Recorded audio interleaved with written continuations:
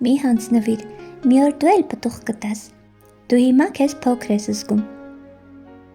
աննշան, աննկատ ու թաքնված, մարդիկ չեն տեսնում քո ներսի կռիվները ու թվում է ոչինչ չի աճում, ոչինչ չի փոխվում, բայց լսիր, դու սերմ ես ու սերմը մինչև գլխով դուրս գա հողից մի ամբողջ ցավ է ապրում, խավարի մեջ, մենակ, լռության մեջ,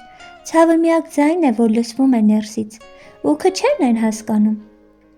որ հենց այդ լռության ու ճնշման մեջ Աստված կերտում է արմատներ, բայց երբ թվում է լույսը մոտ է, գալիս է կարկուտը, բախվում ես դաժան խոսքերի, անարդարության, անսպասելի հարվածների ու հետո փոթորիկը, մարդիկ, որ քեզ թողնում են, երազանքներ, որ փլվում են և դու հարցնում ես, Տեր, ես չէ որ հավատացի,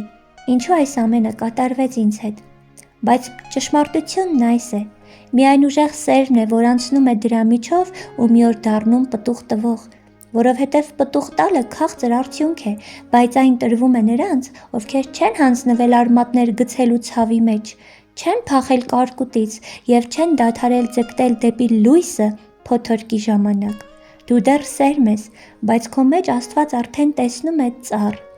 քո ճյուղերին կյանքի վկայություն, քո պտուղներում ուրիշների հույսը, ու եթե այսօր ցավում ես, ես խնդրում եմ, մի հանձնվիր, պտուղը ճանապարհի վերջում չէ, պտուղը հենց քո մեջ է, եթե դիմանաս։